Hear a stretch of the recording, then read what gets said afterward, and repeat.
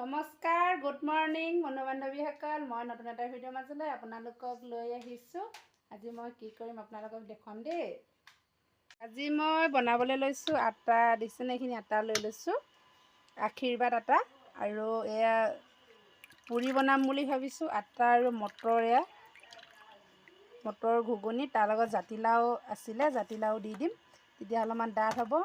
আৰু আলু লৈ লৈছোঁ, এয়া পুৰি বনাম, ফুলা ফুলা পুৰি খাম আজি ৰাতিপুৱা সকলোৱে।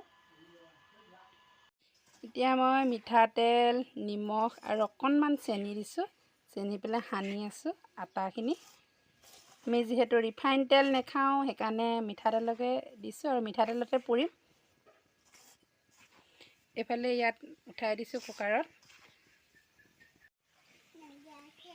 এয়া মই পুৰি আছোঁ, পুৰি ফুলা ফুলা পুৰি দিছেনে।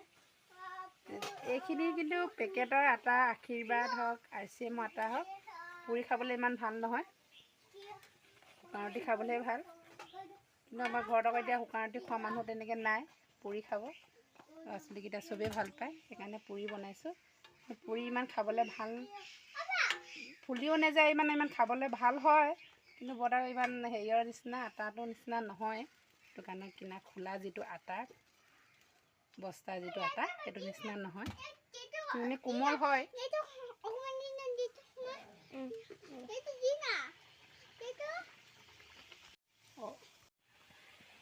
এয়া মই এতিয়া মিঠাতেল দিলোঁ, তাৰপিছতে দিম জিৰা কেইটামান। এইটো মটৰ ঘুগুনি, মটৰখিনি ইমান ধুনীয়াকৈ সিজিছে। এইখিনি পিঁয়াজ দি দিলোঁ, মানে খৰ ধৰি পেলাই পুৰি বনাই আছোঁ।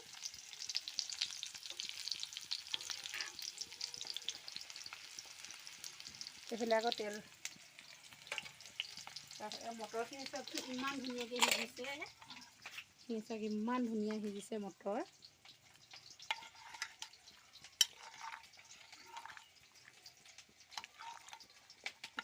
তেল মাৰি